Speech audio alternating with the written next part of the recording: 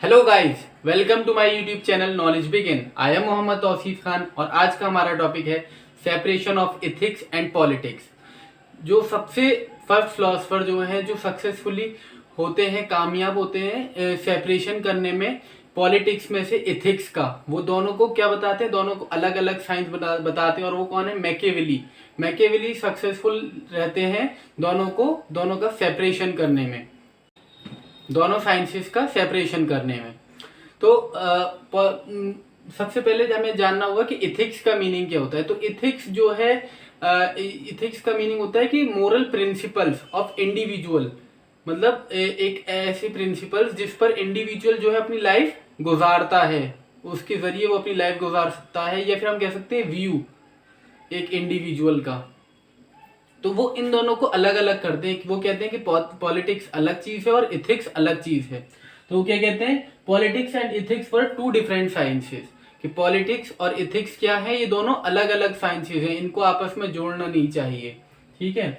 दूसरी बात कि पॉलिटिक्स जो है वो किससे डील करती है? Politics deals with the rules of conduct of state, कि स्टेट को कैसे कंडक्ट करना है, पॉलिटिक्स इससे रिलेट करती है। और ethics deals with rules of conduct of individual, के इंडिविजुअल को कैसे कंडक्ट करना है। जैसे कि अभी मैंने बताया कि मोरल प्रिंसिपल्स जो होते हैं एक इंडिविजुअल के, वही उसको गवर्न करते हैं। तो ये यही कह रहे हैं कि इथिक्स क्या है? इथिक्स अलग चीज है, वो इंडिविजुअल को गवर्न करती है, इंडिविजुअल के इंडिविजुअल्स को कंडक्ट करती है। और पॉलिटिक्स क्या है? पॉलिटिक्स अलग चीज है, वो कंडक्ट करती है स्टेट को।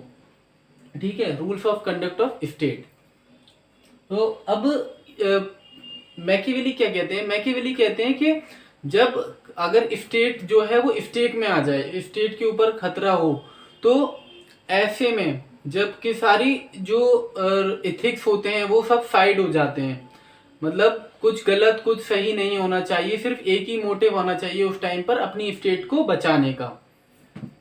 Ethics deal he place politics above the ethics. उन्होंने पॉलिटिक्स को अबव रखा है, ऊपर रखा है एथिक्स से। वो कहते हैं पॉलिटिक्स अलग चीज है और एथिक्स अलग चीज है, इन दोनों को आपस में जोड़ना नहीं चाहिए। When the safety of our country is absolutely at stake, जब हमारी कंट्री की सेफ्टी जो है वो स्टेक पर हो, ठीक है, मतलब खतरे में हो, तो हमें क्या करना चाहिए? दाव पर लगी हो, स्टेक मीन्स दाव पर लगी हो, तो हमें क्या करना चाहिए? तो वो ये कहते हैं then just unjust merciful cruel all set aside. ये सब चीजें साइड हट जाती हैं, सिर्फ क्या रहता है? पॉलिटिक्स। मतलब वो क्या कह रहे हैं? इथिक्स जो है वो खत्म हो जाता है, क्या सही है क्या गलत, वो चीजें फिर खत्म हो जाती हैं। बस क्या होना चाहिए किंग का मोटिव? अपनी स्टेट को बचाना, उसकी लिबर्टी को बचाना। रूलर्स, और ऐसी सिचुएशन में वो क्या कहते हैं? Rulers are allowed. जब कंट्री की सेफ्टी के ऊपर बात आ जाए तो rulers are allowed to break promises. तो रूलर्स को परमिशन है कि वो रूल्स तोड़ सकते हैं। अगर किसी की जान लेनी पड़ रही है तो ले सकते हैं, अगर वो नेशनलिटी के लिए खतरा है या किसी से खतरा है, तो वो उस टाइम पर ले सकते हैं, और लोगों की राइट भी उस टाइम पर वो छीन सकता है। Rulers are allowed to break promises, promise तोड़ सकते हैं, and avoid principle if it is at stake, और प्रिंसिपल्स भी तोड़ सकते हैं। उसके बाद मैकियावेली कहते हैं कि पॉलिटिक्स और इथिक्स जो है ये अलग अलग चीजें, और पॉलिटिक्स इथिक्स से बहुत ऊपर है। तो पॉलिटिकल एक्शंस, जो पॉलिटिकल एक्शंस लिए जाएं सेफ्टी के लिए ये एक स्टेट की, political actions can not be जज by the parameters of ethics. कि पॉलिटिकल एक्शंस को जो है वो जज नहीं करना चाहिए एथिक्स से। अरे ये तो बहुत गलत कर रहा है, ये तो इसने इसकी जान ले ली, लेकिन उसे वो करना पड़ेगा। पॉलिटिकल एक्शंस काफी बार निगेटिव भी होते हैं, लेकिन उनके पॉजिटिव इम्पैक्ट निकलते हैं। तो वो यही चीज कहना चाहते हैं कि पॉलिटिकल एक्शंस को जो है वो इथिक्स के साथ मिलाना नहीं चाहिए, और वो इसीलिए इनका सेपरेशन करने के लिए कहते हैं कि ये दोनों अलग अलग चीज है। पॉलिटिक्स से इथिक्स को अलग रखना चाहिए। पॉलिटिक्स इथिक्स को जो है वो पॉलिटिक्स में नहीं जोड़ना चाहिए, क्योंकि उसे जज नहीं करना चाहिए एक पॉलिटिकल एक्शन को इथिक्स से। उनका कहने का मतलब बस ये होता है। फिर बाद में वो कहते हैं एंड जस्टिफाई द मीन्स।